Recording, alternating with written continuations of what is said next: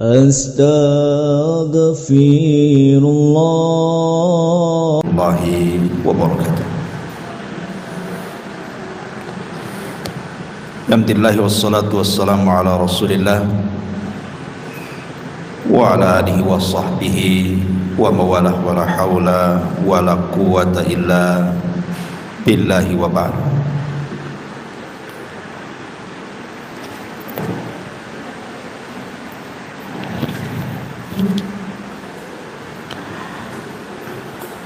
Baik, kita lanjutkan kajian kita, masih membahas tafsir singkat dari surah-surah pendek dalam juz Amma, dan kita masuk pada surah Al-Buruj.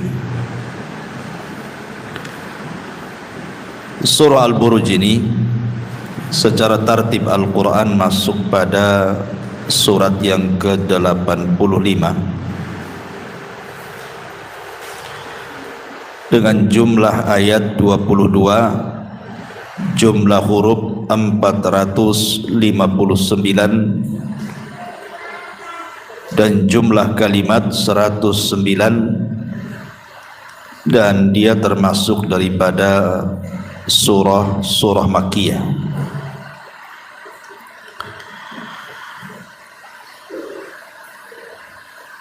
Al-Buruj itu artinya gugusan bintang. Di sini Allah Subhanahu wa taala memulakan surah Al-Buruj ini dengan sumpahnya was-samaa'i dzatil buruj, demi langit yang memiliki al-buruj. Sebagian ahli tafsir mengatakan bahwa al-buruj itu artinya al-qusur. Qusur itu artinya istana-istana.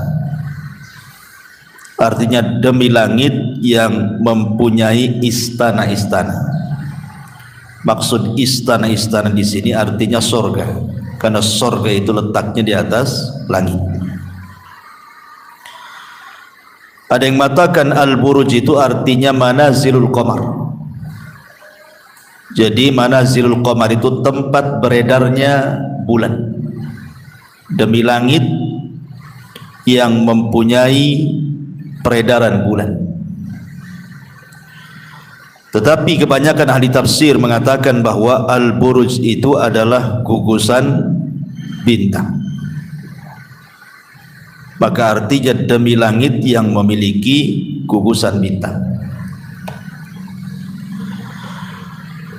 Di dalam Al-Quranul Karim selalu Allah Subhanahu wa ta'ala banyak bersumpah dengan menggunakan langit. Kenapa? Karena langit itu salah satu makhluk Allah yang besar. Ketika Allah Subhanahu wa ta'ala berfirman di dalam ayat sebelumnya, baik surah Al-Infitar ataupun surah Al-Insyiqaq, di mana langit itu akan pecah dan didengar oleh orang-orang kafir Quraisy. Jadi pandangan mereka seolah-olah langit itu sesuatu yang hayyin, yang lemah, maka mudah terpecah gitu ya. Maka dalam suratul Buruj Allah ingin jelaskan bahwa langit itu sesuatu yang kokoh, yang memiliki bangunan-bangunan, yang memiliki peredaran-peredaran bulan, bahkan gugusan-gugusan bintang, bahkan bintang yang bertebaran. Itu saja bisa pecah apabila Allah berkehendak. Makanya Allah Subhanahu wa ta'ala ingin menjelaskan keagungan langit, satu di antara makhluk Allah yang sangat kokoh dan besar. Dan begitulah adat Al-Quran, tidaklah Allah Subhanahu wa ta'ala bersumpah dengan makhluknya kecuali makhluk itu memiliki keistimewaan dan juga keagungan. Dan langit memiliki keistimewaan bagi kita makhluk, karena kita dinaungi dengan langit. Kemudian yang kedua, Allah Subhanahu wa taala bersumpah wal yaumil mau'ud, dan demi hari yang dijanjikan. Tidak ada khilaf ahli tafsir tentang makna wal yaumil mau'ud. Maksudnya wal yaumi, dan hari al mau'ud yang dijanjikan itu artinya hari kiamat. Jadi Allah bersumpah dengan hari kiamat, di mana kelak manusia akan dikumpulkan pada hari kiamat untuk dihisab. Yang baik akan diberikan hisab yang baik, yang buruk juga akan diberi hisab yang buruk. Wa syahidi wa mashhud, demi yang menyaksikan, wa mashhudin, dan demi yang disaksikan. Di sini ada dua kalimat, syahid dan juga mashhud. Al-Imam At-Tabari rahimahullahu ta'ala menyebutkan beberapa penafsiran para ulama, dan begitulah Imam Tabari terkadang kalau mentafsirkan sebuah ayat yang memiliki banyak makna, maka semua makna bisa digunakan, karena sifat khilaf dalam Al-Quran itu bukan seperti sifat khilaf dalam fikih. Kalau dalam fikih disebut tadad namanya. Perselisihannya itu terkadang kontradiktif. Yang satu mengatakan halal, yang satu tidak. Yang mengatakan satu bid'ah, satu tidak. Satu sunnah. Satu boleh, satu tidak boleh. Itu namanya kontradiktif. Khilaf dalam masalah fikih kan seperti itu. Ulama ini membolehkan, yang sana pula tak membolehkan. Tapi kalau khilaf dalam penafsiran, lafad-lafad Al-Quran itu saling menguatkan satu dengan yang lain, bisa dipakai semuanya maksudnya. Jadi kalimat syahid ini ada dua makna. Pertama, makna syahid itu artinya hadir. Makanya ada istilah fulan syahidal ma'rakah, si fulan menyaksikan perang, artinya hadir dalam peperangan. Dia ikut berperang di situ. Jadi badannya ada di lokasi. Tapi ada juga yang mengatakan syahid itu maknanya artinya memberikan persaksian, seperti di persidangan. Kemudian hakim meminta saksi untuk dihadirkan supaya bisa menjadi saksi kepada orang yang sudah ditersangkakan. Itu disebut syahid juga. Syahid di pengadilan. Bagi pendapat yang pertama, kalau yang dimaksud syahid di sini artinya hadir di sebuah tempat dan menyaksikan,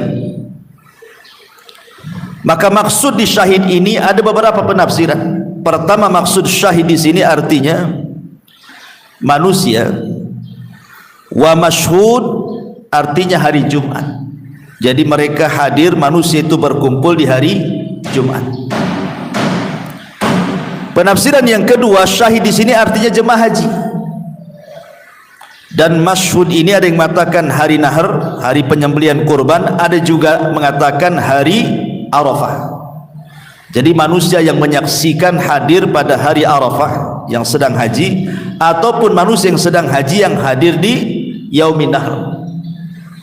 Pokoknya seputar haji.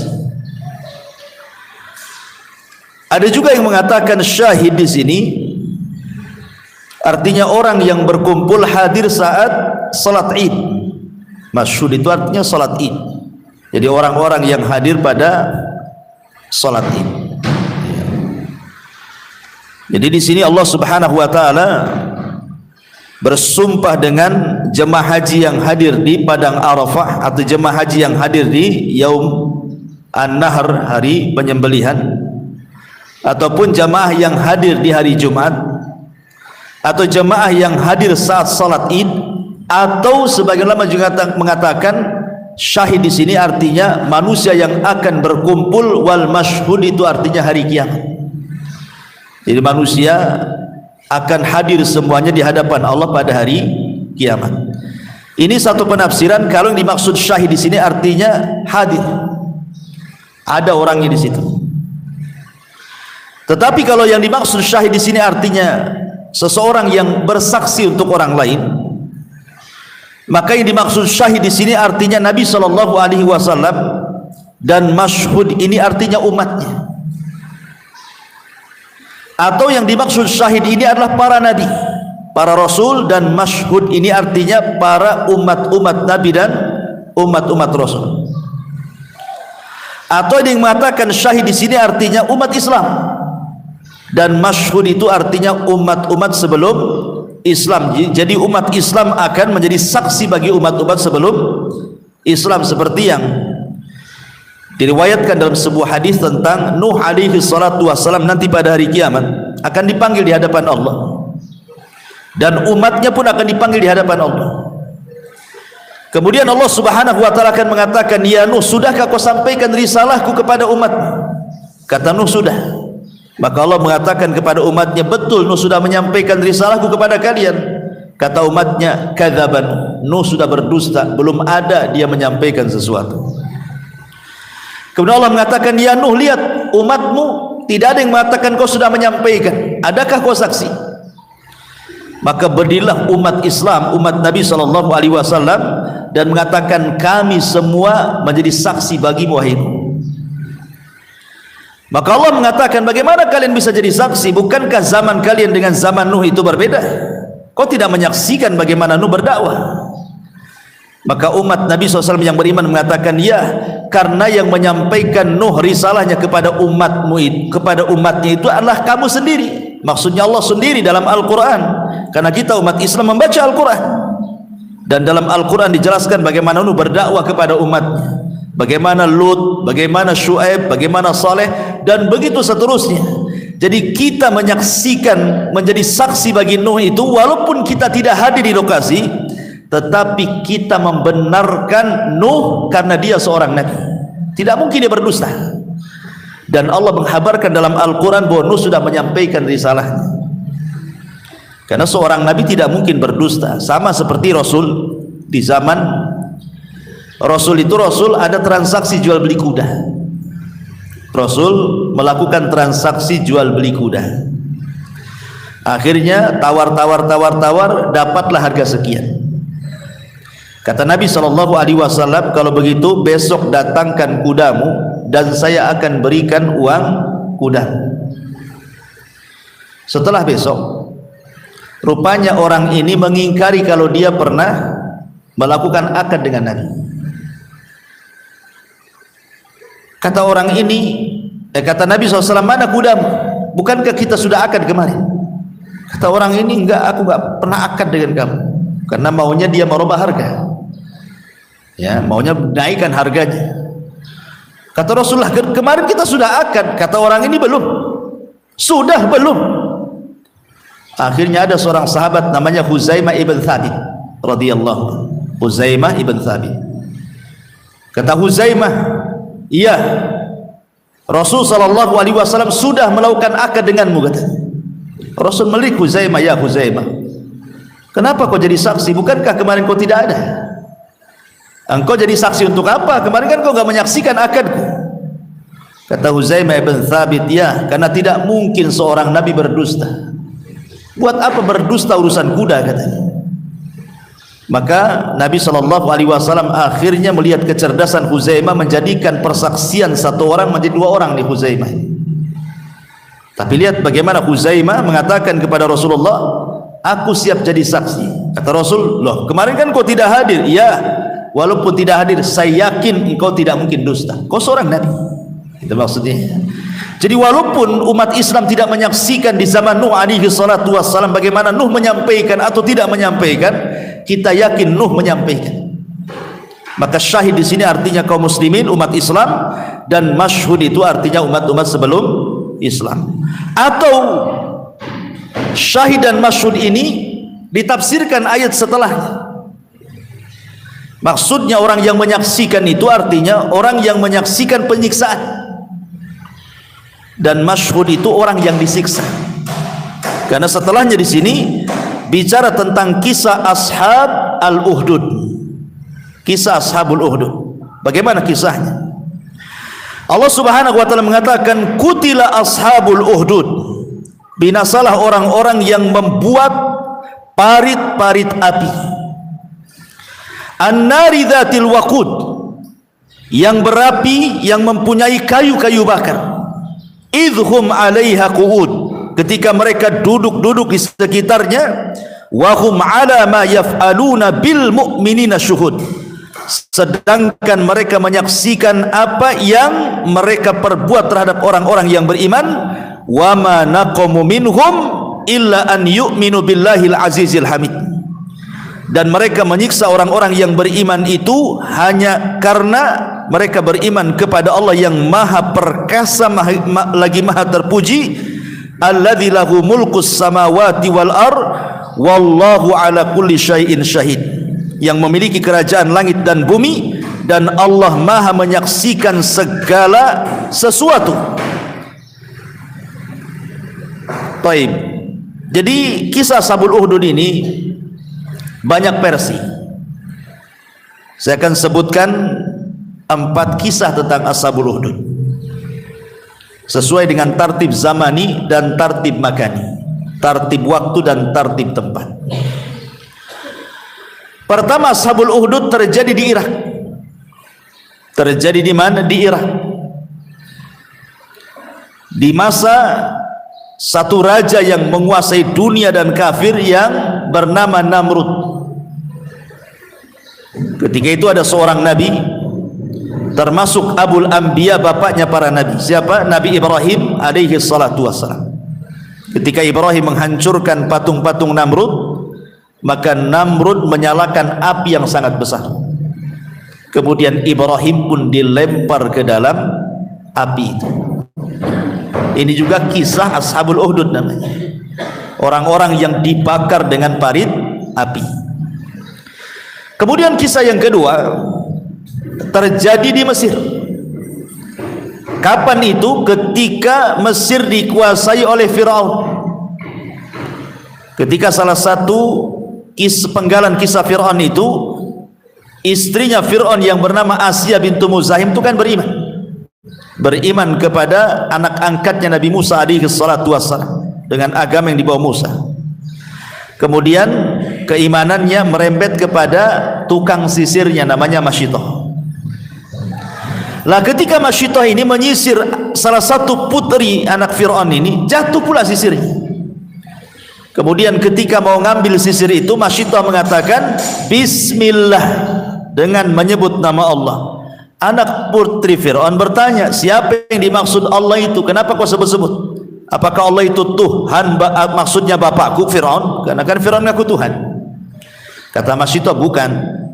Allah itu Tuhanku, Tuhanmu, dan Tuhan bapakmu. Oh, marah anak putri Fir'aun, akhirnya melapor sama bapaknya Fir'aun. Maka kemudian Masyitoh pun disuruh murtad, suruh mengakui ketuhanannya, tapi tidak mau. Akhirnya disediakan penggorengan dari api yang sangat besar, diletakkan minyak yang sangat banyak. Kemudian satu persatu anaknya Masyitoh ini dilempar di situ, agar Masyitoh itu kasihan dan mau murtad. Rupanya Masyitoh itu luar biasa. Dia istiqomahnya ketika memegang tauhid tidak tergemingkan. Masalahnya kan anak-anaknya tidak salah, tapi dilempar oleh Fir'aun ke dalam periuk api itu. Sampai ketika ada anak kecil yang terakhir ya, anak bayi yang mau dilempar, Masyitoh agak kasihan, hampir dia goyah imannya. Tiba-tiba bayinya kemudian bicara dan mengatakan, lemparkan saja wahai ibunda, karena engkau di atas kebenaran. Akhirnya Masyitoh pun dilemparkan ke dalam tengku api. Ini kisah yang kedua. Kisah yang ketiga terjadi di Persia. Terjadi di Persia, ada seorang raja di Persia itu. Dia berzina dengan anak putrinya, kemudian hamil dan punya anak. Raja ini, raja Persia ini, dia berzina dengan salah satu putrinya, kemudian hamil dan punya anak. Karena takut terbongkar aibnya, otomatis kan malu. Akhirnya kemudian sang raja ini meminta seluruh para padri, para pendeta-pendeta itu untuk menghalalkan pernikahan antar mahram. Jadi raja ini akan menikahi putrinya sendiri dengan meminta fatwa kepada para rahib agar pernikahannya disahkan. Otomatis para rahib tidak maulah. Ya. Dipaksa tidak mau juga, dipaksa nggak mau juga. Akhirnya raja marah. Maka raja akhirnya membuat parit api, dimasukkan semua rahib ke situ. Setelah peristiwa ini akhirnya di Persia menjadi sebuah adat istiadat bolehnya menikah dengan mahramnya, karena ada contoh dari rajanya. Makanya saat Yaman dikuasai kaum muslimin, kemudian Persia di Yaman terusir juga ke Persia sana, dan di zaman Umar juga Persia ditaklukkan, maka Umar mengirim surat kepada orang-orang Persia untuk dihentikan kawin dengan mahram. Ya. Ini juga kisah Ashabul Ukhdud yang ketiga, dan ini kejadiannya antara Nabi Musa dan Nabi Isa. Kemudian kisah yang ketiga, yang keempat, ini yang paling masyhur, dan ini yang kita akan bicarakan di sini. Kisah tentang seorang raja yang berada di Najran. Di Yaman itu ada sebuah daerah namanya Najran. Penduduknya semua beragama Nasrani, tapi rajanya agamanya Yahudi. Jadi rajanya Yahudi, penduduknya pula Nasrani. Nama rajanya Dzu-Nuwas. Dzu-Nuwas itu rajanya, masyarakatnya disebut Najran, beragama Nasrani. Lah Dzu-Nuwas ini punya tukang sihir. Sebutkan dalam riwayat itu dia punya tukang sihir, yang tukang sihir ini tidak bisa lepas dari sang raja. Jadi karena Dzu-Nuwas mengaku Tuhan, dia selalu melakukan keanehan-keanehan di luar batas nalar manusia, padahal yang membuat keanehan itu tukang sihirnya, supaya percaya masyarakatnya bahwa Dzu-Nuwas itu Tuhan. Akhirnya kemudian tukang sihir ini sudah merasa tua dan merasa bahwa ajalnya sudah dekat, maka dia meminta kepada sang raja untuk dicarikan anak muda untuk diturunkan ilmu sihirnya, supaya ilmu yang ia miliki tetap langgeng dan bisa menjadi penjaga raja. Akhirnya sama sang raja dicarikanlah anak muda. Dapatlah anak muda cerdas, maka belajarlah anak muda ini ke tukang sihir tadi. Tapi Allah Subhanahu wa ta'ala takdirkan dari rumah dia perjalanannya ke tukang sihir itu, rupanya di tengah-tengah itu ada gereja.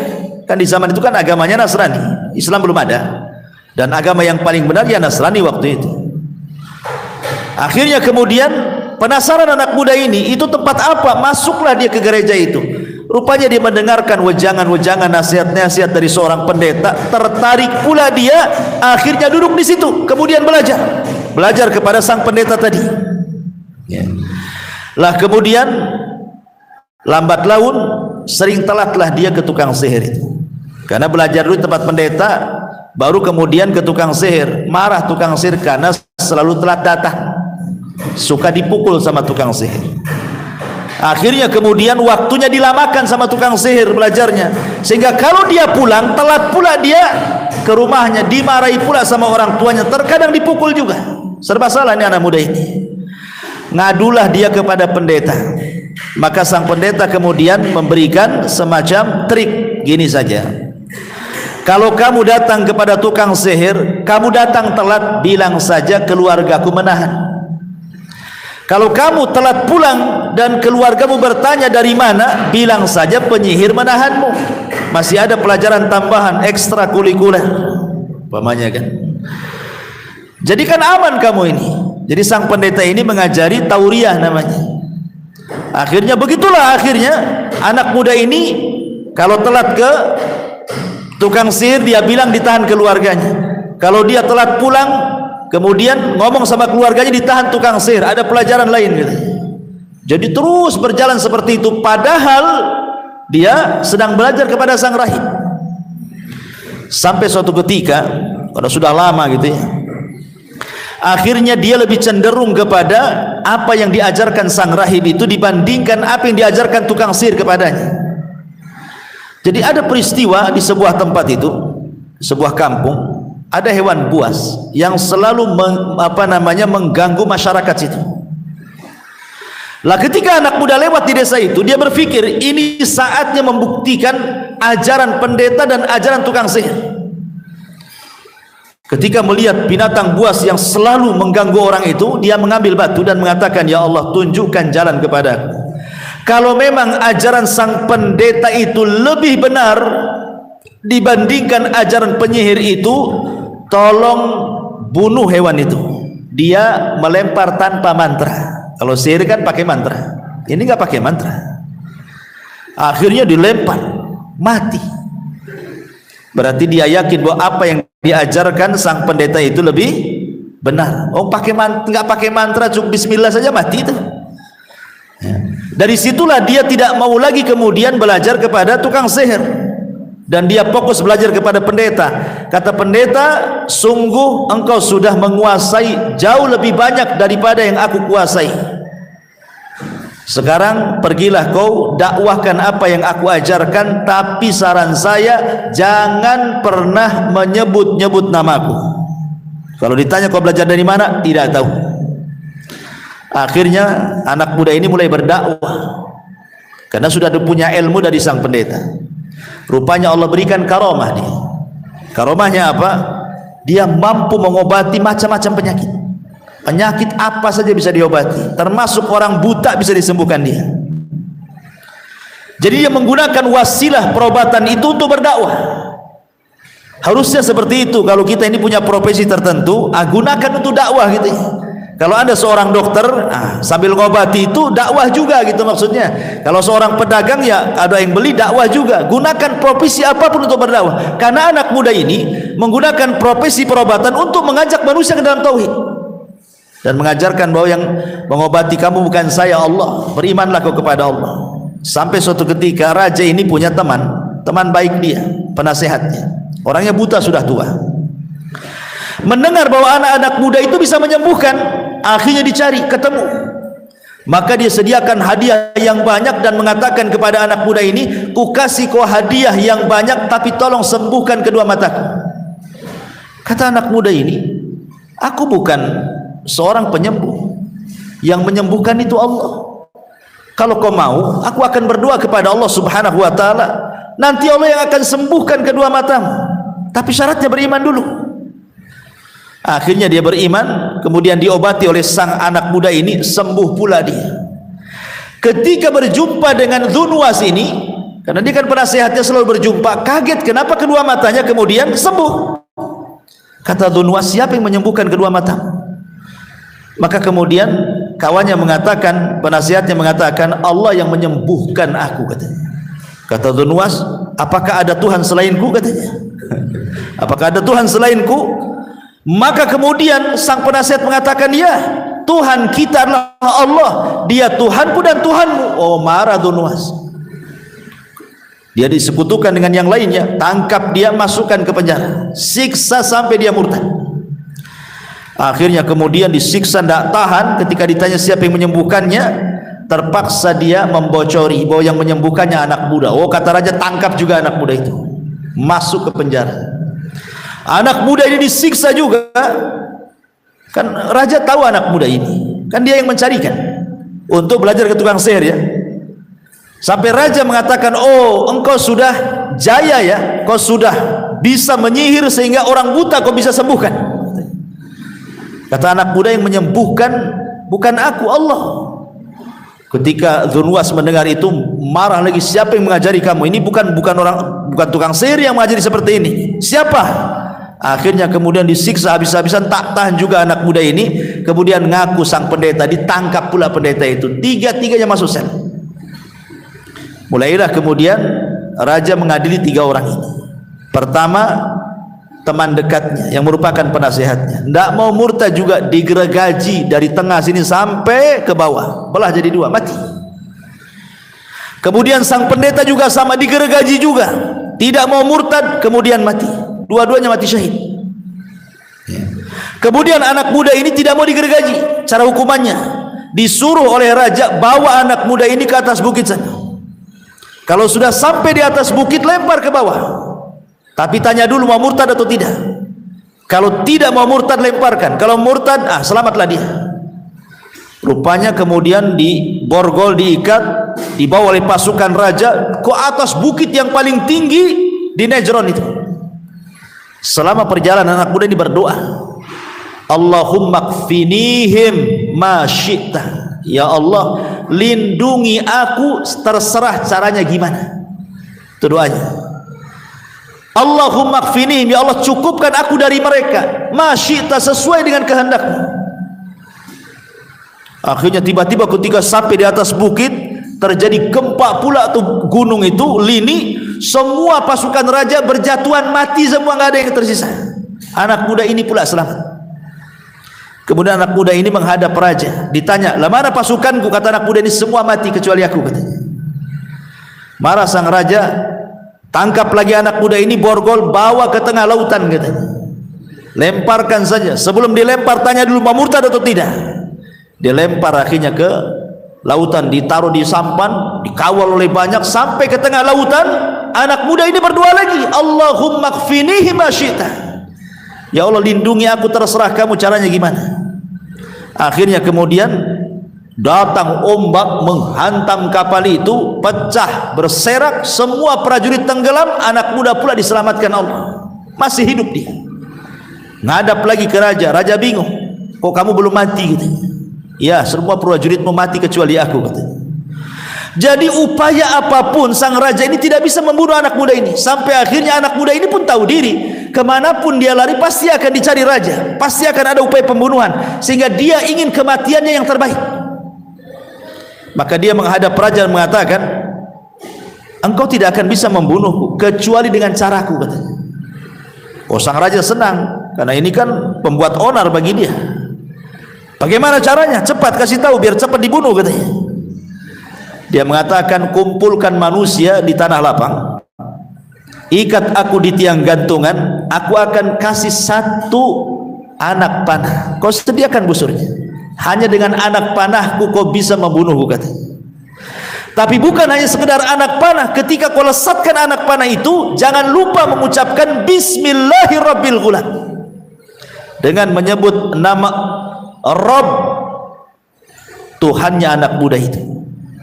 Maka kalau engkau menyebut kalimat ini, kau lesatkan panah, tepatkan di pelipis mataku, maka aku akan mati. Oh, dengan senang hati raja, karena ini disangka sudah buat onar betul di kerajaannya.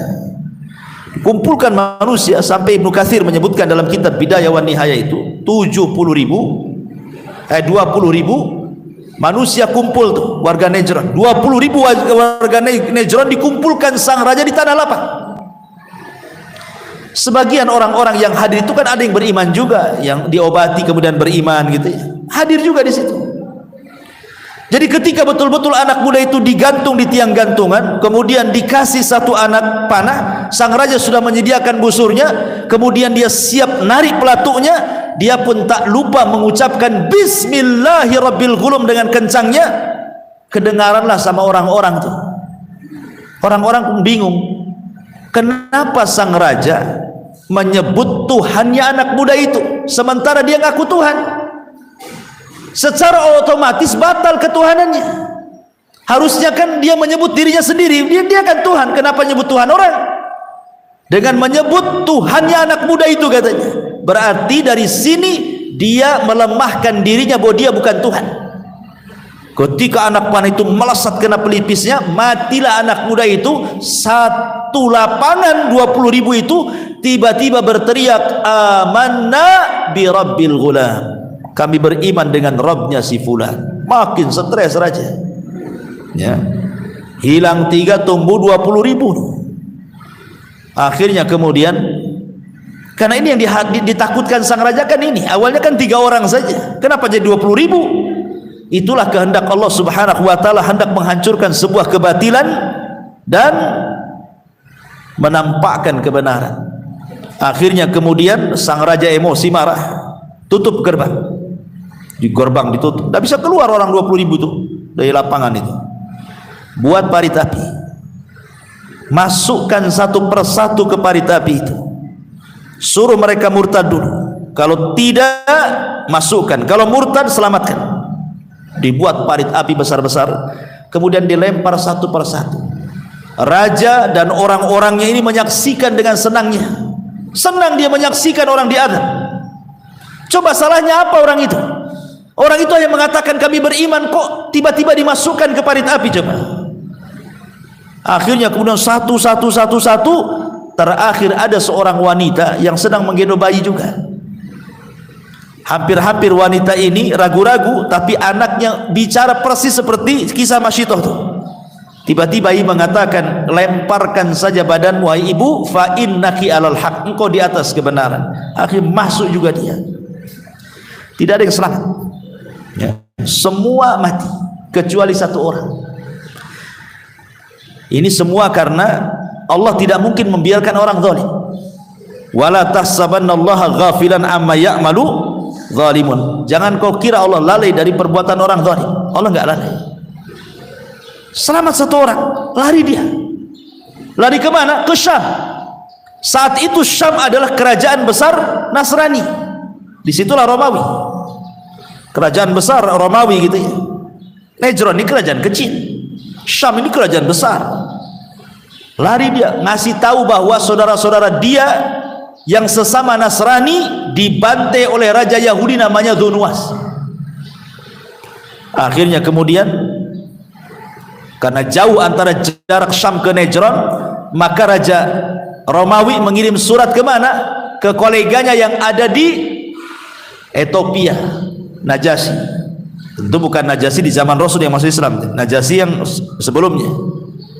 Disuruh untuk membawa pasukan besar, hancurkan Najran sehancur-hancurnya, bunuh Dzunwas. Akhirnya kemudian dikirimlah pasukan dari Najran, dikirimlah pasukan dari Ethiopia, dari negeri Habasyah, pasukan yang sangat besar dipimpin oleh dua jenderal, yang satu disebut Riyad, yang satu disebut Abrahatul Asram. Disinilah muncul nama Abraha yang kelak akan menghancurkan Ka'bah yang diserang oleh burung ababil. Maka dikirim Abraha dengan Riyad, dihancurkanlah Najran, rajanya dibunuh. Akhirnya kemudian Riyad berkuasa di Najran, kemudian Riyad dibunuh Abraha, padahal sesama jenderal tuh. Maka Abraha yang menguasai Najran, yang kemudian menguasai Yaman, ya. Dan itu ceritanya nyambung ke Ashabul Fil. Tapi di sini adalah bagaimana ketika kemudian orang-orang yang beriman kepada anak muda itu dilempar satu-satu ke parit api itu. Dengan senang hatinya kemudian sang raja duduk di singgasananya dengan menteri-menterinya sambil tertawa melihat orang dilempar satu-satu ke api itu. Tuh lihat sadisnya orang itu. Salahnya apa orang-orang itu? Mereka diundang suruh menyaksikan, kemudian mengucapkan amanna bi rabbil ghulam, kami hanya beriman dengan Rabbnya si fulan. Habis itu kemudian mereka dilempar ke dalam api. Apa salah mereka coba? Begitulah kebengisan orang-orang Persia, orang-orang kafir kala itu, Raja Dzunwas. Baik, kita akan cocokkan dengan ayat. Allah Subhanahu wa taala berfirman, "Qutila ashabul ukhdud." Qutila itu artinya dilaknat. Dilaknat orang-orang yang membuat parit, yaitu para pembesar Najran yang ada di Yaman. An-nari dzatil waqud, yang berapi, yang mempunyai kayu bakar. Artinya dalam parit itu penuh dengan kayu, kemudian dibakar sampai membumbung apinya ke langit. Sambil idhum alaiha qu'ud, ketika mereka duduk di sekitarnya. Ada dua penafsiran siapa yang duduk di sini. Ada yang mengatakan yang duduk itu adalah orang-orang Najran yang 20 itu diikat kaki dan tangannya supaya jangan lari, kemudian dilempar ke dalam api. Ada juga yang mengatakan yang dimaksud ketika mereka duduk di sekitarnya, artinya raja dan orang-orangnya yang sedang duduk menyaksikan orang yang beriman yang sedang dilemparkan ke dalam api.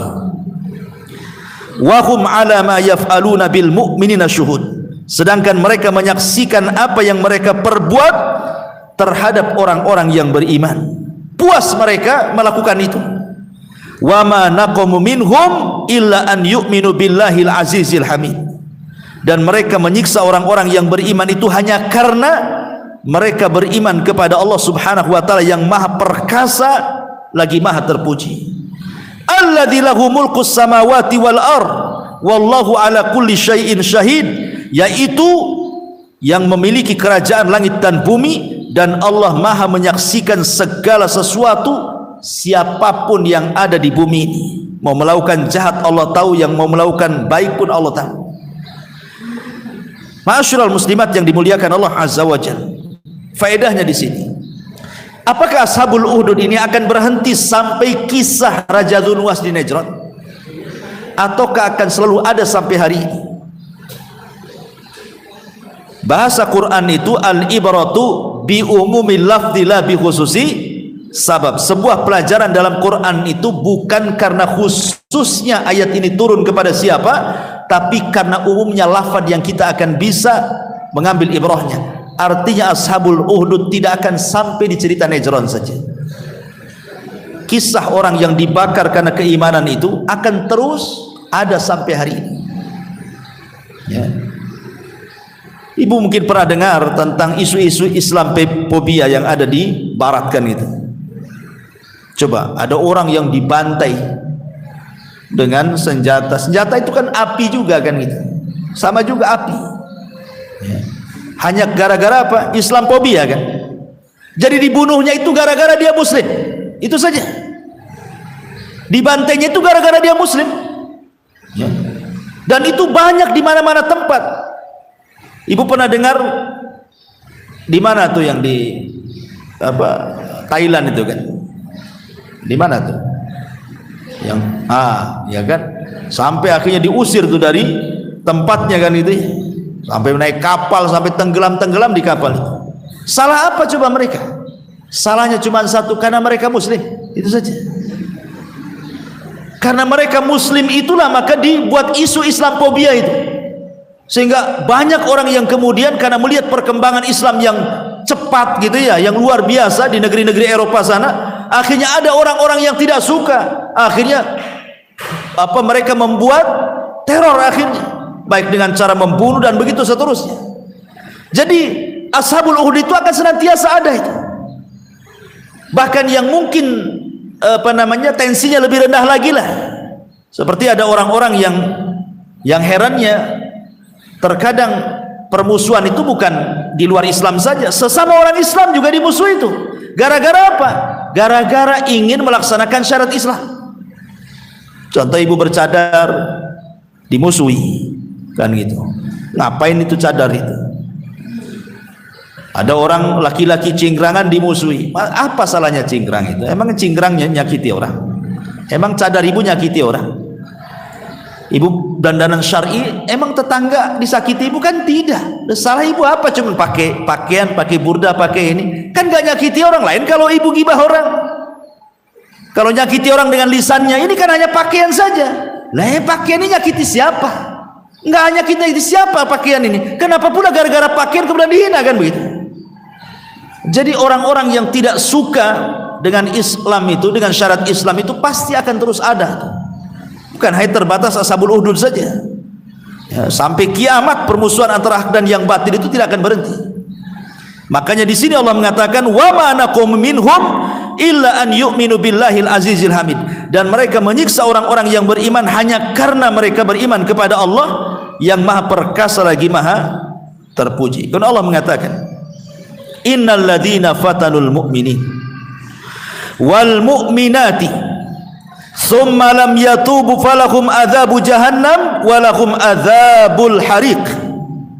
Sungguh orang-orang yang mendatangkan cobaan dengan cara membunuh, menyiksa seperti yang dilakukan oleh Dzunwas kepada Ashabul Uhdud, thumma lam yatubu, kalau mereka tidak bertobat, mereka sudah membakar, membantai, membunuh gitu kan, kalau mereka tidak bertobat, falahum adzabu jahannam, pasti mereka akan dimasukkan ke dalam jahannam, walahum adzabul hariq, dan mereka pasti akan diazab dengan azab neraka yang membakar. Sebagaimana engkau membakar orang, nanti kau yang dibakar.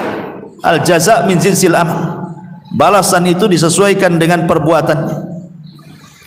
Tapi lihat di sini, Allah Subhanahu wa taala ingin menjelaskan tentang begitu luasnya rahmat Allah. Begitu luasnya rahmat Allah. Sampai-sampai Raja Dzunwas yang sesadis itu membakar orang hanya gara-gara mengatakan amanna bi rabbil ghulam. masih Allah berikan kesempatan untuk tobat. Karena bahasanya apa? Kalau mereka tidak bertobat, maka mereka akan dapat jahanam dan mereka akan dibakar di dalam api neraka. Mafhum mukhalafahnya, mafhum kebalikannya, berarti kalau dia bertobat tidak akan masuk jahanam dan tidak akan masuk neraka, masuk surga dia. Artinya bahwa sejahat apapun orang itu masih ada kesempatan mendapatkan kasih sayang Allah, asal mau bertobat gitu saja. Usairim di zaman Rasul, dia tidak pernah sholat, tidak pernah puasa, tidak pernah ruku, tidak pernah sujud, kafir dia, musyrik lagi. Tiba-tiba dia ingin terlibat di perang Uhud karena melihat kabilahnya yang sudah masuk Islam terlibat pula. Dia ingin ikut bukan karena dia Islam, dia belum Islam, dia hanya ikut karena hamiyah al-jahiliyah saja, ingin bela kabilahnya. Tapi sama Nabi dilarang, tidak bisa kau terlibat. Kenapa? Karena kau masih kafir. Kalau kau ingin ikut perang, masuk Islam dulu. Akhirnya Usairi pun mengatakan asyhadu alla ilaha illallah asyhadu anna muhammadar rasulullah. Masuk dalam perang, mati dia, mati syahid. Kata Abu Hurairah radhiyallahu an, mau enggak saya kasih tahu kalian, orang yang tidak pernah sujud, tidak pernah ruku, tapi mati masuk surga, Allah tempatkan di surga yang paling tinggi. Kata sahabat, mana ada itu? Kata Abu Hurairah, ya ada, dialah Usairim. Ya. Seumur hidup dia di atas kesyirikan, kemudian syahadat satu kali, mati syahid dia. Rahmat Allah lebih luas dibandingkan kemurkaan. Ketika dia masih musyrik, berapa pelanggaran coba setiap hari dia menyekutukan Allah. Tidak ada dosa yang lebih besar daripada kesyirikan. Tetapi ketika dia bertobat masuk Islam, satu kali tobat kemudian syahid, masuk surga dia. Itu menunjukkan rahmat Allah itu luas. Jangan putus asa dari rahmat Allah Subhanahu wa taala. Dan ini juga menunjukkan bahwa okelah Ashabul Uhdud ini kan tidak diceritakan bagaimana azab kebalikannya kan. Hanya diceritakan tentang kebengisan dan kezalimannya Raja Dunwas kepada Ashabul Uhdud kan. Tetapi kan balasan Allah kepada raja yang menyiksakan tidak ada di sini. Tidak disebutkan kan? Yang disebutkan hanya dia menyiksa orang. Tapi bagaimana azab dia, Allah tidak sebutkan. Ya. Makanya Allah Subhanahu wa taala mengatakan terkadang ada orang zalim, dia melakukan kezaliman, dia kalahkan orang-orang, orang itu sampai sakit hati, sampai terusir, bahkan sampai mati gara-gara dizalimi umpamanya kan. Tapi Allah biarkan saja dia yang zalim itu, sehat badannya, banyak uangnya, nyantai saja hidupnya, padahal sudah zalimi orang. Ya. Mak kencang kali. Tolong itu yang ketak-ketuk tuh dikurangi suaranya. Ya. Jadi orang ini, kalaupun dia tidak mendapatkan balasan karena kezalimannya di dunia, bukan berarti kemudian dia akan selamat di akhirat. Tidak di dunia, balasannya di akhirat, maksudnya begitu. Sebagaimana ini tidak disebutkan bagaimana balasan kepada yang menyiksa Ashabul Uhdud ini, ya kan? Tidak dijelaskan balasannya kan seperti apa kan?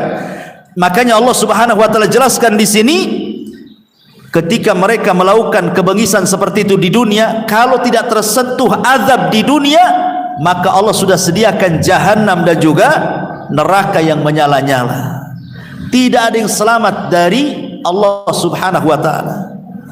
Allah itu ketika memperlakukan hamba-hambanya dengan dua cara, satu bil adli dan dua bil fadli. Al adli wal fadli. Kalau dia bermuamalah dengan orang-orang kafir, maka Allah akan bermuamalah dengan orang kafir bil adli, dengan keadilannya. Tapi kalau Allah Subhanahu wa taala bermuamalah dengan orang-orang yang beriman, maka Allah bermuamalah bil fadli, dengan karunia dan keutamaannya. Makanya surga diciptakan itu karena karunia dan karena rahmatnya.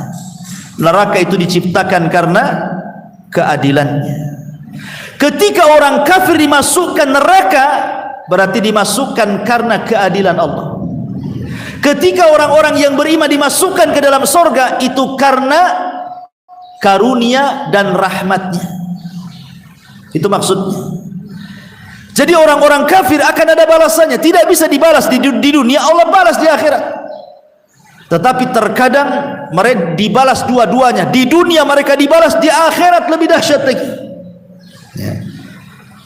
Kemudian Allah mengatakan, innal ladzina amanu wa amilus salihat lahum jannatun tajri min tahtihal anhar dzalikal fawzul kabir. Kebiasaan Al-Quran apabila menyebutkan tentang penduduk neraka, maka Quran pasti mengiringkan setelahnya penduduk sorga. Sekarang kita cerita ke Ashabul Uhdud. Lihat orang-orang Ashabul Uhdud itu yang beriman. Bisa apa mereka? Terikat, tidak bisa melawan, lemah.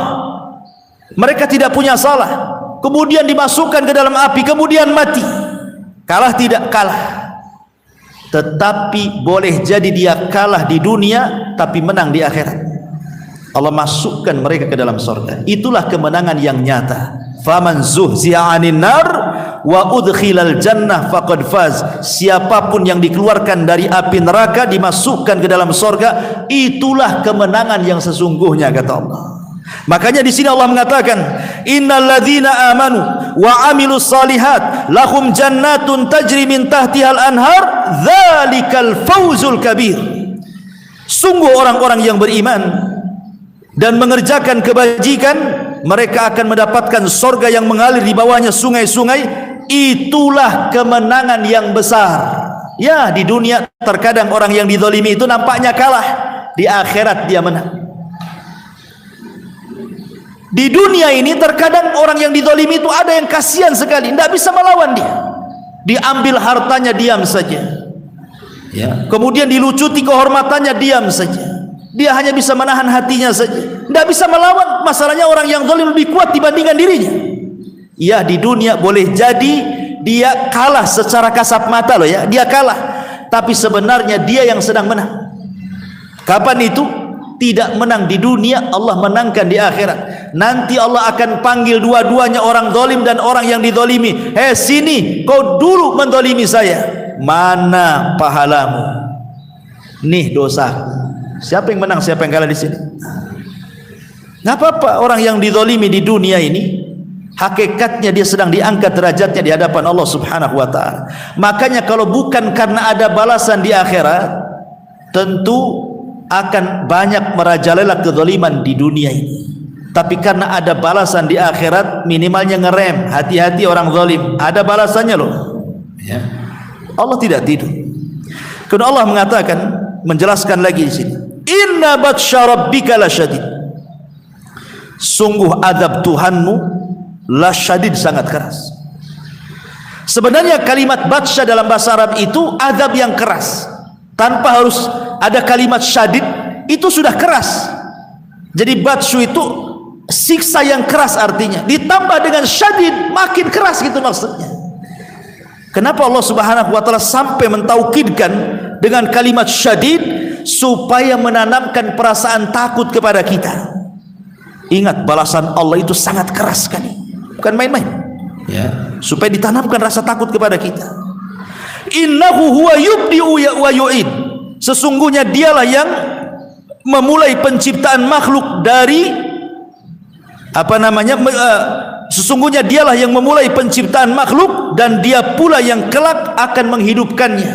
Ingat bahwa kalian di dunia boleh, silahkan kalian berbuat zalim, tapi kalian akan dimatikan dan kelak akan dibangkitkan. Di situ ada hisab, kata Allah ya. Atau sebagian ahli tafsir mengatakan bahwa innahu yubdi wa yu'id itu artinya, dan sungguh dia memulai pengazaban. Nanti kalau sudah diazab, maka akan dikembalikan kepada semula dan diazab lagi.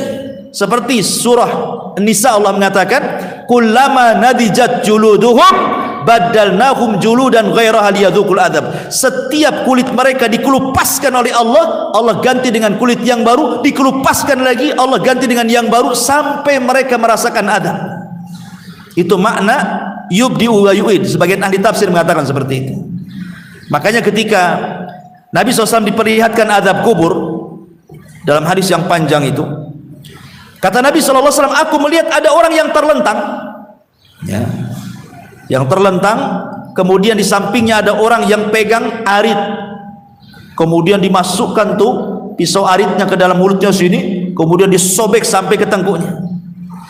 Kemudian setelah itu diambil lubang telinga, kemudian disobek sampai ke tengkuknya, gitu ya. Kemudian setelah selesai ini disobek dua-duanya sampai ke tengkuknya, ganti ke yang kiri, disobek lagi sampai ke tengkuknya. Kemudian lubang hidung disobek lagi. Ketika ini sudah sobek, rupanya yang sini sudah rapat lagi. Kemudian disobek lagi, setelah ini disobek, ini sudah rapat lagi. Bagaimana tuh siksaan Allah itu? Itulah makna yubdi'u wa yu'id. Ada salah satu penafsirannya juga seperti itu, ya. Tapi jumhur ahli mufassir seperti yang diterjemahan ini, yang biasa ibu baca terjemahan, artinya dialah yang memulai penciptaan makhluk dan dia pula yang akan menghidupkan kembali.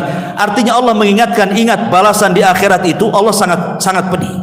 Anda tidak hidup di dunia saja, Anda akan hidup di akhirat juga. Jangan macam-macam gitu maksudnya, ya. Kemudian wa huwal ghafurul wadud subhanahu. Setelah Allah sebutkan bagaimana siksaan Allah yang sangat pedih, rupanya Allah pun masih memberikan kesempatan untuk bertobat. Wa huwal ghafur al wadud, dan dialah yang maha pengampun lagi maha pengasih. Begitulah Al-Quran, ibu. Kalau Allah menyebutkan satu ayat menakut-nakuti kita dengan neraka, dengan azab, nanti akan ada ayat setelahnya bicara tentang harapan masuk surga. Makanya di sini ada faedah apa? Jangan pernah manusia itu lepas dari dua sayap burung. Satu perasaan takut, satu perasaan harap. Roja dengan takut ini jangan sampai hilang pada dada kita. Karena kata Imam Abdul Qayyim, takut dan harap itu bagaikan dua sayap burung. Kalau hanya satu saja tidak akan bisa terbang. Kalau dua-duanya maka ibu bisa terbang, artinya ibu bisa berjalan dalam kehidupan ini stabil. Ibu tidak akan putus asa karena selalu diancam dengan azab, takut akhirnya putus asa. Jangan-jangan sehingga masuk surga, putus asa lain. Datanglah targhib, harapan. Diingatkan tentang amal soleh engkau akan masuk surga, maka perasaan takutnya akan mengecil, kemudian mulai ada harapan. Insyaallah saya juga masuk surga. Tapi jangan kemudian berat keharapan terus, akhirnya dia maksiat, kan Allah kan maha rahmat katanya. Gak gitu juga kan itu ya. Ingat juga ayat-ayat tentang azab supaya seimbang akhirnya hidupnya kan. Sebab kalau memikirkan azab terus, putus asa dia. Kalau memikirkan rahmat terus, tak mau pula beramal dia. Makanya gak seimbang hidupnya. Dua-duanya baru seimbang. Al-khawfu war-raja. Kepalanya barulah al-mahabbah, rasa cinta kepada Allah Azza wa Jalla. Ghafur itu diambil daripada mighfar. Mighfar itu tutup kepala perang. Kalau orang pakai baju besi itu perang, ya kan? Nanti ada tutup kepalanya. Lah tutup kepala dalam bahasa Arab disebut mighfar, penutup, ya. Jadi Ghafur itu artinya Allah, zat yang maha memaafkan. Setelah Allah maafkan, Allah tutup aibnya. Apa enggak indah tuh? Coba bayangkan, terkadang kita ini berbuat salah di siang hari, kemudian Allah tutup aib kita di malam hari. Kita berbuat salah pula di malam hari, Allah pula tutup aib kita di siang hari. Kemudian kita dulunya pernah, mungkin di antara kita ada yang berbuat dosa, terjerumus kepada dosa besar.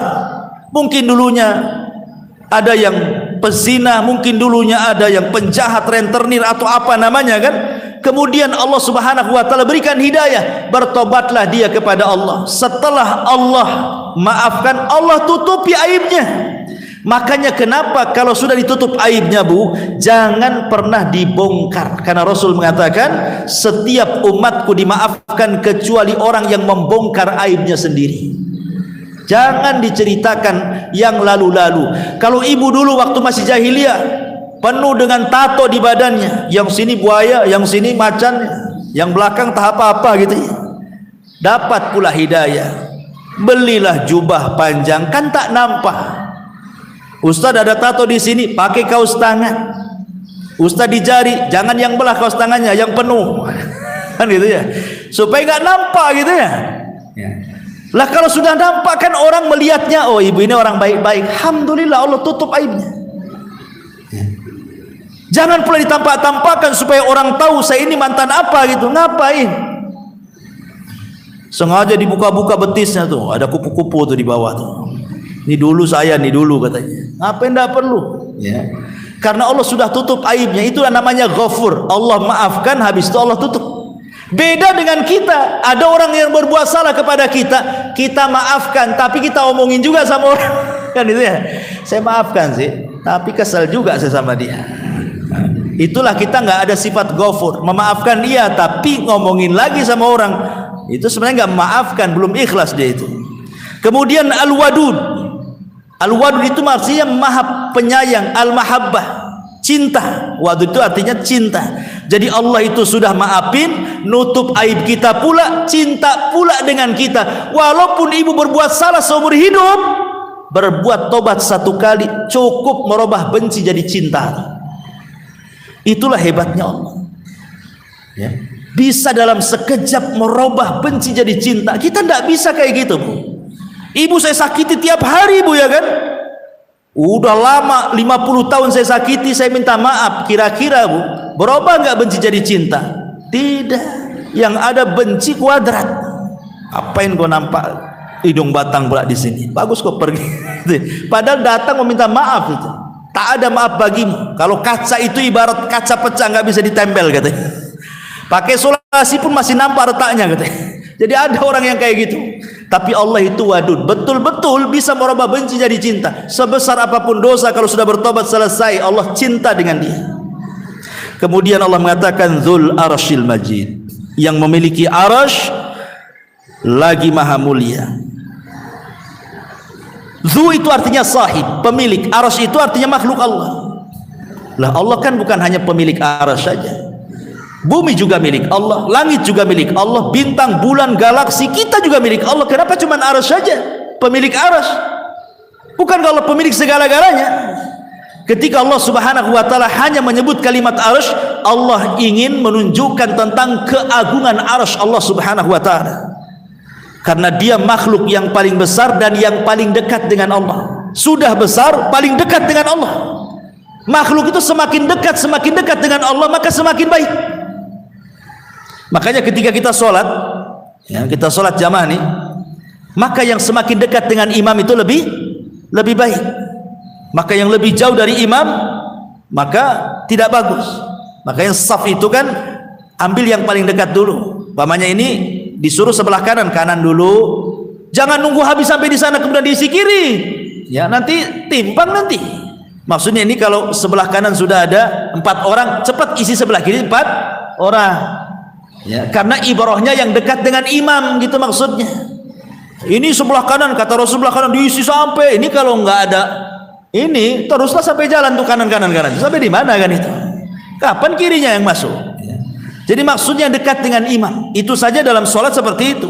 Walillah mathalul a'la. Tentu bagi Allah permisalan yang jauh lebih agung lagi, yang lebih dekat dengan Allah. Makanya malaikat amaratul arsy itu kan dekat dengan Allah. Mereka lebih agung dibandingkan malaikat-malaikat yang di bawahnya. Maka arsy itu makhluk Allah yang paling besar, yang lebih dekat dengan Allah Subhanahu wa taala. Makanya Allah jadikan sebagai apa namanya? Dzul Arsyil Majid. Dia pemilik arsy. Coba kursi saja, Allah katakan wasiat kursiyuhu samawati wal ardh. Kursinya Allah, tempat pijakannya Allah, kursi itu meliputi langit dan bumi. Jadi kalau saya ibaratkan ibu ke padang pasir, ya, padang pasir itu sama dengan memandang laut, loh. Nggak ada kayaknya kalau kita di padang pasir itu kayak tak ada celah lagi. Semua padang pasir kayak lautan aja. Mana ujungnya nggak nampak itu padang pasir. Sama dengan kita di tengah lautan, ketika kita nengok itu mana ujungnya, pulau pun tak nampak. Begitulah orang di padang pasir. Kemudian ibu punya cincin nih, ambil cincin, letakkanlah di padang pasir. Kata Nabi, cincin itu langit dan buminya, itulah padang pasir, itu kursinya. Kemudian ketika Rasul menyebutkan perbandingan arsy dengan kursi, sama juga. Ibu di padang pasir letakkan cincin, itulah kursinya. Arsy itulah padang pasirnya. Gimana yang menciptakannya? Allahu Akbar. Tentu Allah jauh lebih besar dibandingkan makhluknya. Dzul Arsy Al-Majid, yang maha mulia. Fa'alun lima yurid. Maha kuasa berbuat sekehendaknya. Ingat, Allah itu berbuat sekehendaknya. Apa yang kita kehendaki, kalau Allah tidak berkehendak, tidak terjadi. Apa yang Allah mau, walaupun kita tidak mau, tetap terjadi. Yang Allah kehendaki pasti terjadi, yang Allah tidak kehendaki tidak akan terjadi. Kemauan manusia, betapa kerasnya pun orang bekerja, terkadang tidak terjadi cita-citanya. Padahal dia sudah keras itu, bekerja keras. Saya punya target 1 tahun sudah harus punya mobil, punya rumah. Kerjanya panting tulang dia, kepala di bawah, kaki di atas. Semana jalannya tuh, ya. Keringat bercucuran, nggak kenal siang malam. Rupanya meleset, ngontrak lagi. Terkadang kemauan manusia itu hanya kemauan saja. Terkadang ada sisi lemahnya, tidak bisa dicapai keinginannya. Tapi kalau Allah punya mau, bu, fa'alun lima yurid, pasti Allah kun fayakun. Mau sekarang, kun fayakun. Itulah bedanya Allah dengan kita. Kita ini punya cita-cita sesuatu, terkadang terhalang karena sakit. Adalah mungkin umahat itu pengenlah gabung gitu, ngaji di sini gitu ya. Tapi karena stroke tak bisa dia melangkahkan kaki, otaknya aja di sini, badannya di rumah, ya. Itu karena sakit, atau mungkin karena penghalang-penghalang yang lain. Pengen ngaji, suaminya tak boleh, ya. Pengen begini, kata suaminya tak boleh. Atau mungkin pengen ngaji, suami boleh, anak-anaknya pula rewel. Ada saja alasan, ya kan, halangan-halangan manusia itu. Tapi Allah tidak ada yang menghalangi dia. Kalau dia menghendaki sesuatu, kun fayakun. Idza aradallahu syai'an fa innahu yaqulu kun fayakun. Kalau Allah menghendaki sesuatu, Allah tinggal katakan kun fayakun, jadi maka jadi. Itulah makna fa'alu lima yurid. Dia, Allah bisa berkehendak dengan siapapun, dengan apapun. Maka jangan pernah macam-macam. Allah bisa mengadab sesuka hati dia atau masukkan ke surga suka hati dia. Hal ataka hadithul jun Fir'auna wa Thamud. Sudahkah sampai kepadamu berita tentang bala tentara penentang para nabi itu, wahai Muhammad? Di sini namanya istifham asy-syauq namanya. Syauq itu kerinduan. Jadi Allah Subhanahu wa taala hendak memberikan pertanyaan yang bentuknya itu merindukan jawabannya. Tahu enggak engkau, ya Muhammad, bala tentara dihancurkan itu, yang mereka menentang para nabinya, seolah-olah Allah ingin menghibur nabi karena disakiti oleh orang-orang Quraisy gitu. Dan memang orang-orang kafir memang begitu tabiatnya, mereka menyakiti para nabi. Maka Rasulullah ingin menghibur Nabi SAW bahwa nanti para penentang itu ada masanya mereka hancur. Kemudian Allah contohkan kepada Rasul Fir'aun dan Thamud. Kenapa Fir'aun dan Thamud? Karena Fir'aun itu bercerita tentang Bani Israel, kalau Thamud bercerita tentang bangsa Arab, ya.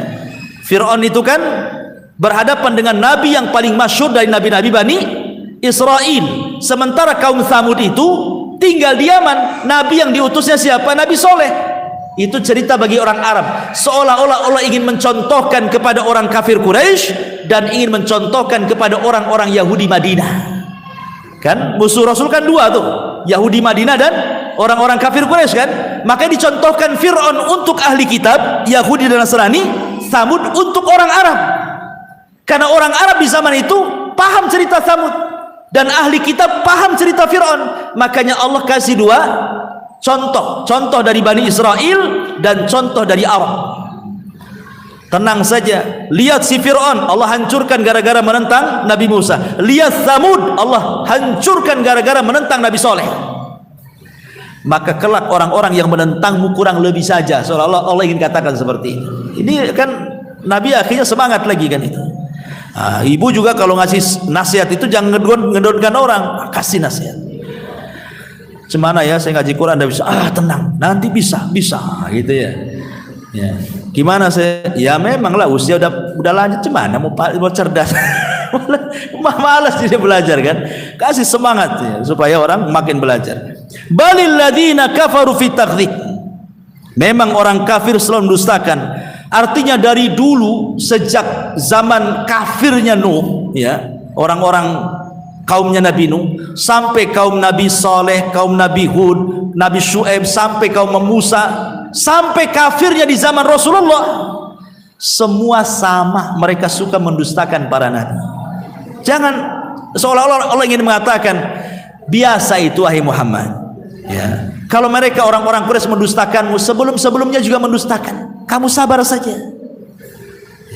Makanya sekarang kan lagi viral tuh, lagi ada gempa di mana tuh di Cianjur, kemudian lagi ada WhatsApp kemana-mana kan, nyebar di grup-grup, ada kristenisasi macam-macam kan, sampai disebutkan ada tenda ini dari Kristen ini, Kristen itu dan lain sebagainya. Kita orang beriman lo nggak heran.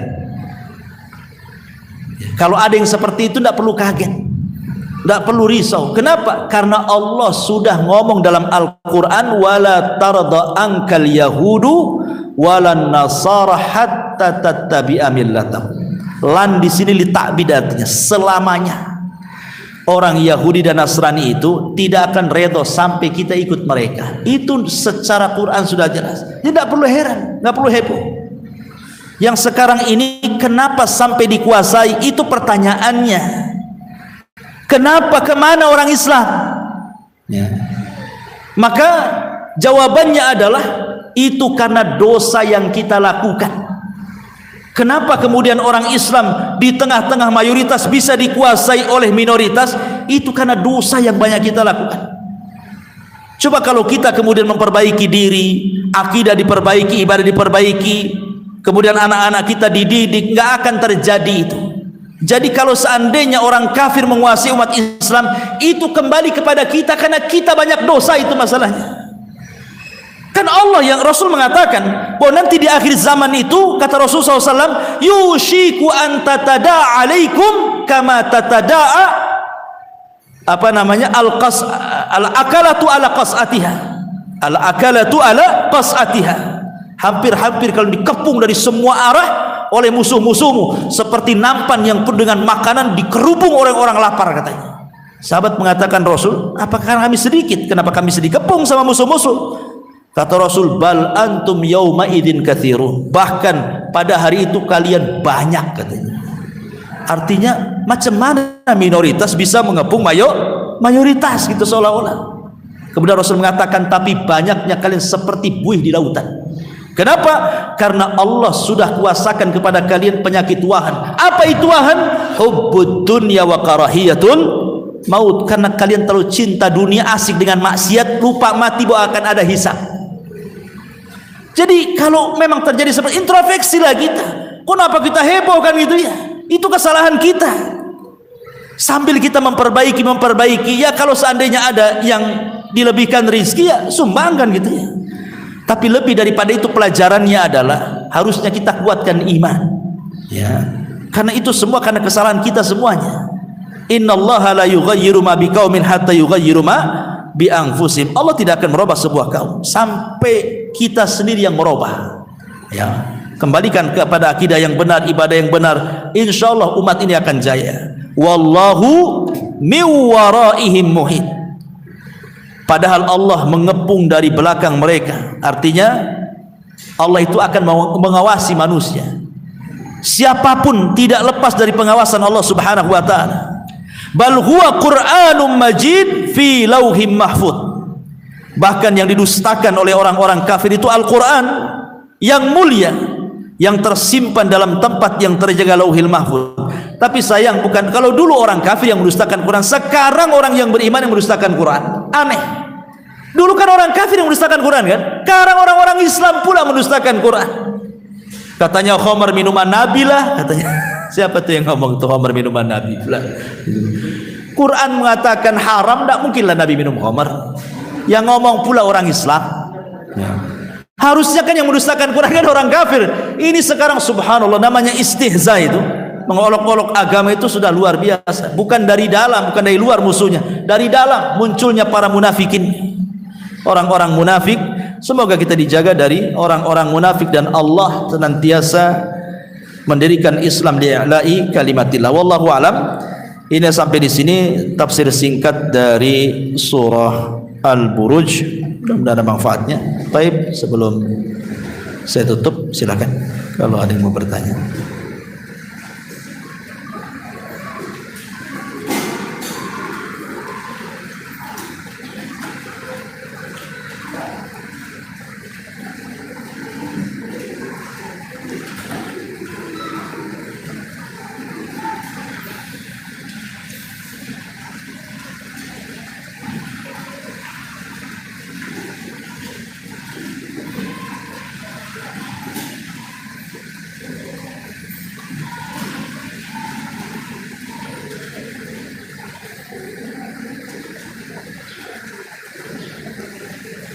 Oke. Waalaikumsalam. Yang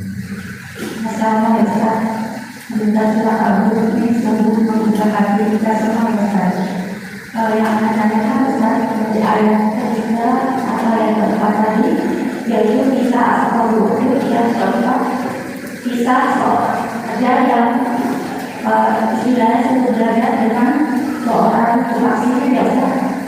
Di sini yang penting Ustaz, yang diajarkan oleh seorang pemuda itu seperti ajaran tauhid ya Ustaz. Iya. Tetapi di sini kan waktu itu tidak ada agama Islam. Apakah di waktu itu masalah ini atau pendeta yang mengajarkan itu berpegang pada tauhid juga ya Ustaz? Ya, alhamdulillah. Jadi anak muda itu yang belajar kepada pendeta itu, pendeta salah satu pendeta yang memang Allah Subhanahu wa taala jaga, dia masih berpegang kepada Injil, kepada ajarannya Nabi Isa yang masih mentauhidkan Allah. Sehingga anak muda ini belajar kepada pendeta itu ya belajar tauhid lah. Ya, karena agama di masa itu yang paling benar adalah Nasrani. Kan belum ada Islam. Yahudi paling benar di zamannya. Datang Nasrani, maka ajaran Yahudi dihapus, berarti Nasrani yang paling benar di zamannya. Datang Islam, maka Islamlah ajaran yang paling benar di zaman sekarang. Kan ada masa-masanya. Yahudi masa di zaman Nabi Musa, kemudian datang Isa selesai, datang Nasrani, kemudian datang Rasulullah, menghapus semuanya. Ya. Lah kebetulan di masa itu memang agama yang paling benar Nasrani. Makanya penduduk Najran itu kan agamanya Nasrani semuanya. Makanya anak muda ini belajar tauhid kepada sang pendeta. Rupanya kan otomatis kan berselisih paham. Satu sisi dia belajar sihir, syirik gitu ya. Satu sisi pula belajar tauhid, kan nggak nyambung, satu ke timur satu ke barat kan itu. Tetapi kemudian bagaimanapun ajaran Allah Subhanahu wa taala jauh lebih masuk di akal, lebih membawa ketenangan dibandingkan ajaran setan. Makanya anak muda ini lebih memilih ajaran Allah dibandingkan ajaran setan, ajaran tukang sihir. Dan dia yakin ketika dia membunuh binatang buas itu, dia kan tidak pakai mantra-mantra, hanya baca basmalah saja. Dia yakin saja, dia minta kepada Allah, ya Allah, kalau sang rahib yang diajarkan kepadaku lebih benar dibandingkan sang pendeta, saya hanya cukup melempar saja tanpa pakai mantra. Mati nggak dia? Rupanya mati. Nah, artinya kalau Allah sudah berkehendak, tidak perlu pakai sihir-sihir. Terkadang Allah berikan karomah, terkadang Allah berikan maunah, pertolongan kan, kalau berkehendak. Karena sihir sendiri tidak mungkin terjadi kecuali karena izin Allah juga kok. Mau satu dunia nyihir ibu, kalau nggak akan terjadi, nggak akan terjadi. Satu nih tukang sihir Indonesia ini, WA ibu, saya sihir ibu besok katanya. Nah, ibu bertawakal kepada Allah. Tengok besok. Kalau di Lauhil Mahfuz ibu tidak terkena sihir, ya nggak akan kena sihir. Walaupun satu Indonesia berkumpul dari dukun hitam sampai dukun birunya pun sekalipun. Ya. Tetapi bu, kalau memang sudah takdirnya ibu kena sihir, yang disihir tetangganya, tahu-tahu kena ibu pula mental. Takdir Allah. Ya kan? Bisa saja ini tetangganya tak bisa, setannya yang penting dapat target. Kena pula ibu di situ. Kan bisa saja kan? Nah, itu karena sudah takdirnya semua, walaupun sihir sakti-saktinya apapun tetap atas izin Allah. Apalagi kemudian ajaran-ajaran yang benar, ya kan? Tentu kita lebih yakin lagi bahwa semua terjadi karena izin Allah Subhanahu wa taala. Wallahu a'lam. Iya. Satu hadis yang Ustaz. Ketika Allah menyalakan korek api, terus yang pertama dibakar yaitu 3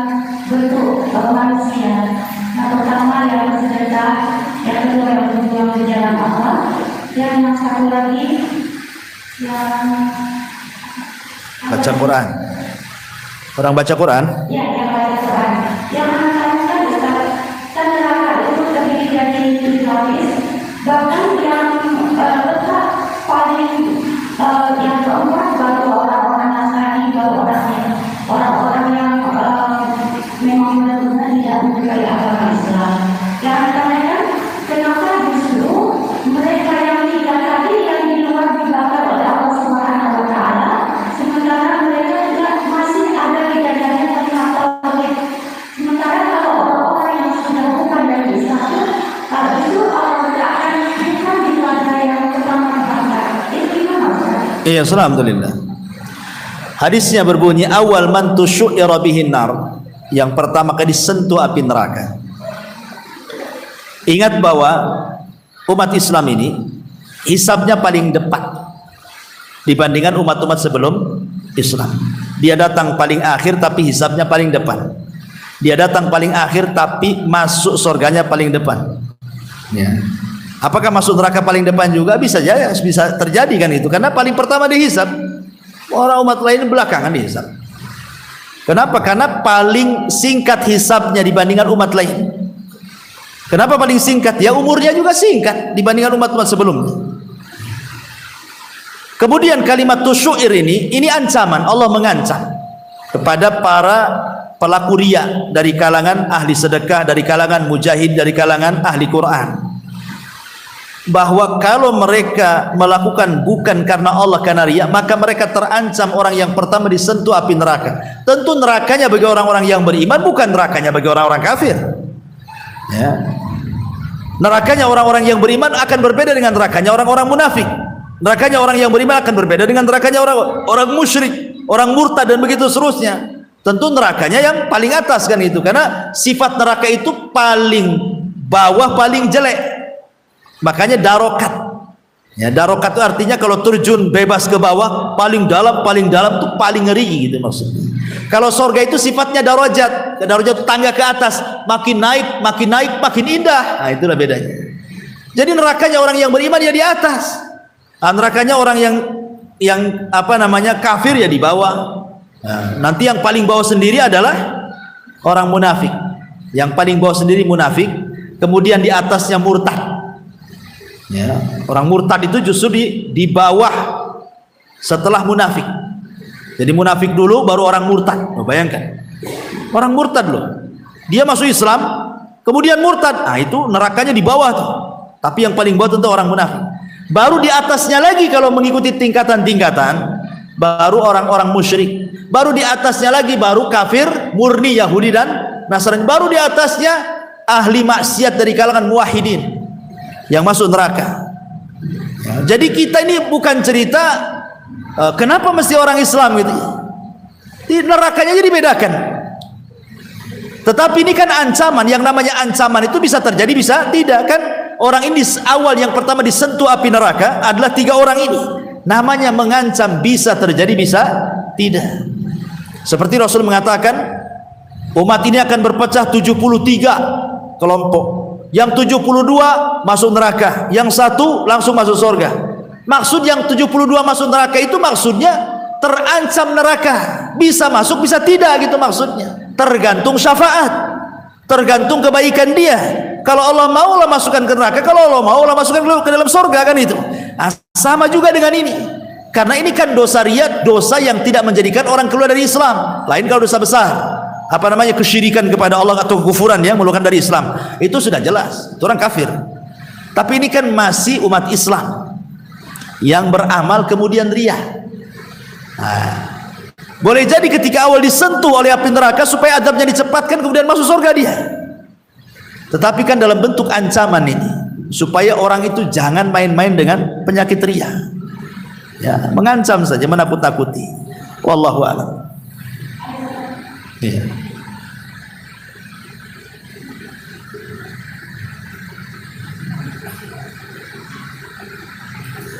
Bismillahirrahmanirrahim. Ya.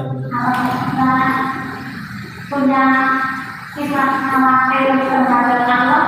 Bapak Ustaz, contohnya ini amalnya kita beriman, terus amalnya kita diterima itu Ustaz, penyakit terhadap amanah dan dosa. Ya, alhamdulillah. Nggak apa-apa khawatir itu bagian daripada takut. Itu bagian daripada takut, supaya dengan ada perasaan itu makin diperbaiki lagi ibadahnya. Tapi jangan kemudian melampau sifat takutnya, akhirnya jadi putus asa. Ya. Boleh kita takut, tetapi jangan melampau. Makanya iringi dengan harapan tadi. Iringi dengan harapan. Ya, boleh jadi saya khawatir tidak diterima, makanya saya perbaiki dengan harapan diterima. Nah, jadi makanya takut dan harapan jangan dibuang. Tetapi dalam kondisi sehat, kata ulama, sebaiknya perasaan takut lebih tinggi dibandingkan harap. Tapi dalam kondisi sakit dibalik, sebaiknya harap lebih besar porsinya dibandingkan takut. Ya, jadi saya ulangi, kalau ibu sehat nih kayak sekarang ini, porsi takut besarkan, porsi harap kemudian kecilkan. Tapi kalau ibu dalam posisi sakit parah, maka porsi harap besarkan, porsi takut disedikitkan. Kenapa? Karena Allah Subhanahu wa taala berfirman dalam hadis qudsi, ana ma'adhanni abdi bi. Aku ini bersama prasangka hambaku. Aku ini, kata Allah, tergantung prasangka hambaku. Kalau hambaku berprasangka baik, aku baik dengan dia. Kalau hambaku berprasangka buruk, aku buruk dengan dia.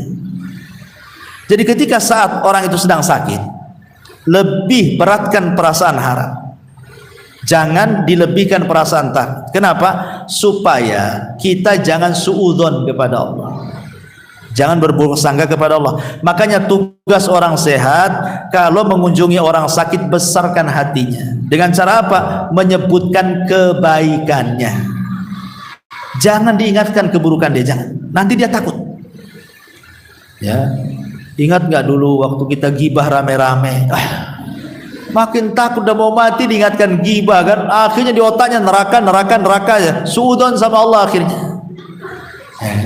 Tapi cobalah ingatkan, ingat nggak waktu kita ngaji rame-rame? Jadi yang diingat ngaji akhirnya husnudzon dia kepada Allah. Boleh jadi husnudzon itulah amar terakhir pahala dia yang ia bawa mati. Itulah pentingnya membagi porsi takut dengan porsi harap tadi.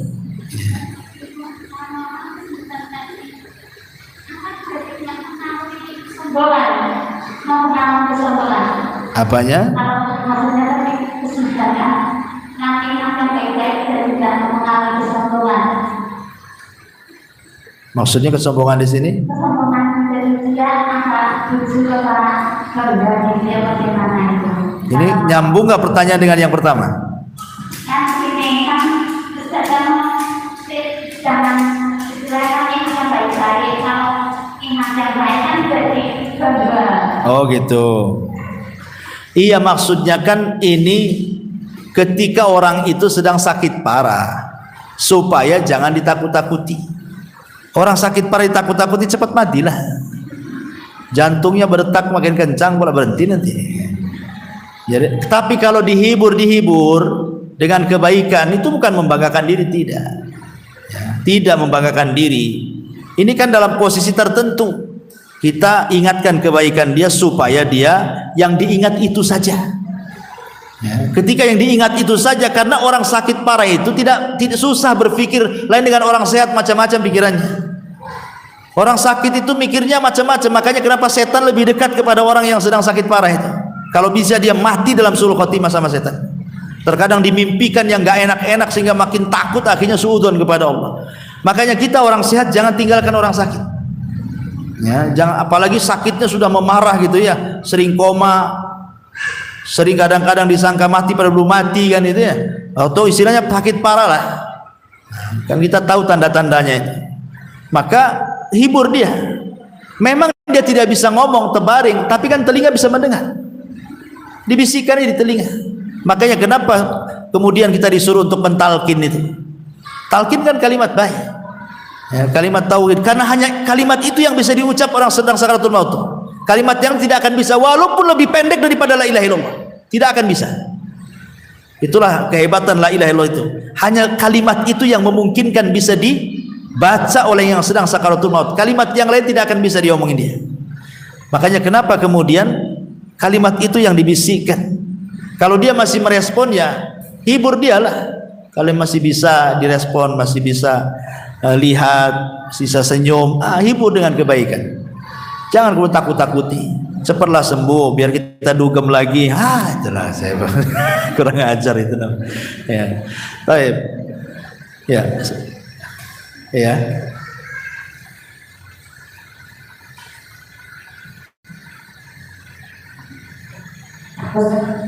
Ya. Cerita pertanyaan, jadi ada salah seorang teman kita ini, alhamdulillah baru mendapat hidayahnya, sehingga setelah mengikuti beberapa kajian, beliau ini memahami makna riba. Padahal rumah yang tempatnya sekarang ini masih dalam pembelian dan cara riba, dan masih 13 tahun lagi melunasinya, Ustaz. Dan beliau berkeinginan untuk menjual rumah tersebut. Namun zaman sekarang ini untuk membeli yang cash kan sulit, Ustaz. Dengan cara oper kredit pun otomatis menjerumuskan orang lain untuk masuk dalam riba. Dan juga kalau misalnya main oper kredit di status di bank pun masih pembeli pertama namanya tercatat di sana. Itu bagaimana menurut kita solusinya, Ustaz? Ya, alhamdulillah. Yang pertama, terus istiqomah. Karena terkadang orang yang baru hijrah itu banyak tuh cobaannya. Orang yang baru hijrah itu cobaannya banyak. Dan terkadang cobaan itu kalau sudah datang itu bisa beruntun tuh. Saya masih ingat dulu ada orang kerja di bank. Ya. Kemudian waktu itu dia ngaji ke salah seorang ustadz juga. Ustadz ini sangat tegas gitu. Oh, bank itu maksudnya konvensional, bukan syariah ya. Itu ribawiyah, itu fatwa MUI dan macam-macam. Akhirnya ketakutan, langsung dia main keluar dari bank. Keluar dari bank, padahal dia gaji tinggi. Jabatan di bank itu lumayan. Dia hidup di perumahan menengah. Ya. Tapi masih ngontrak, tapi menengah. Ada mobil. Kemudian anaknya bisa disekolahkan dengan layak lah di situ. Pas keluar dari bank mendadak, apa yang terjadi? Dia pikir langsung bisa dapat kerja. Tawakalnya tinggi. Rupanya lantang-lantung sana sini tidak dapat pekerjaan. Dia coba kerja ini tidak diterima. Dia kerja itu gagal. Akhirnya larinya kemana? Jual es. Berapalah penghasilan es itu? Jual es keliling itu nggak banyak. Akhirnya kemudian tidak sanggup nyewa di perumahan menengah, gantilah perumahan kecil. Mobilnya dijual untuk modal. Nggak punya mobil ganti motor. Kemudian setelah setengah tahun kalau nggak salah, setelahnya kemudian anaknya nggak bisa lagi sekolah, nggak sanggup, terpaksa berhenti anak-anaknya, nggak sanggup nyekolahkan. Akhirnya setelah beberapa bulan setelahnya itu cekcok keluarganya, amburadul. Akhirnya berakhir dengan perceraian. Ini terjadi. Ya. Artinya begini, menjauh dari riba itu bagus. Secara hukum Islam, kalau yakin man taraka syai'an lillahi awadallahu khairan minhu. Siapa yang meninggalkan sesuatu karena Allah, yakin pasti Allah akan ganti yang lebih baik.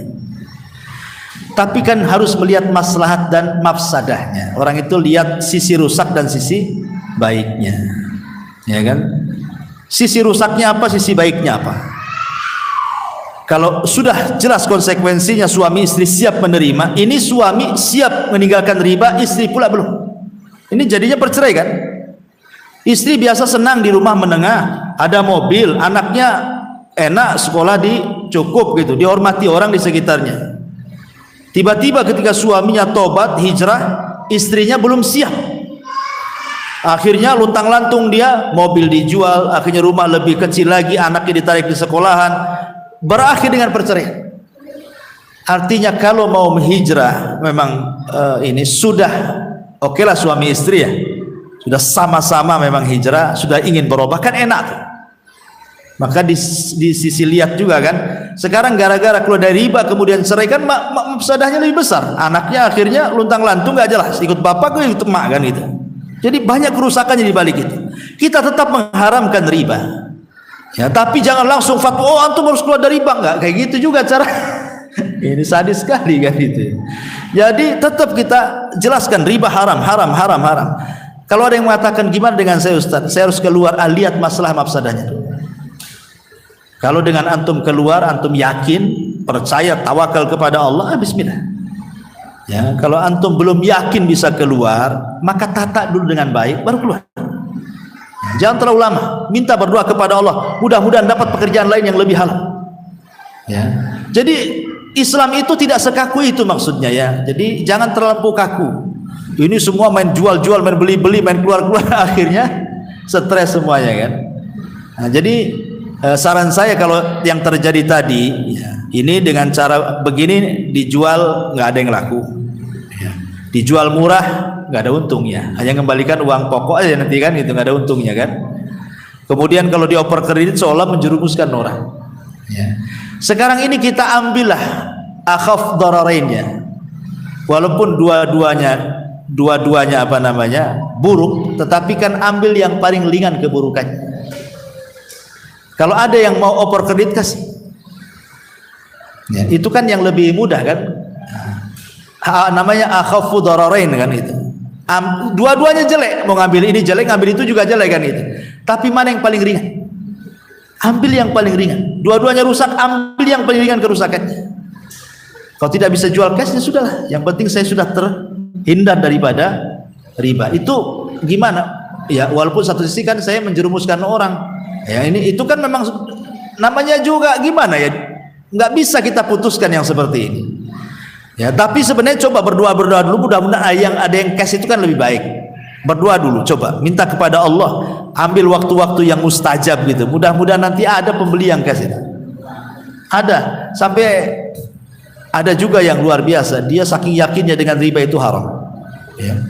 Dia keluar, dia punya rumah ya, kasus kayak gini, rumah KPR gitu ya. Rumahnya lumayan gitu ya, berapa ratus juta lah harganya.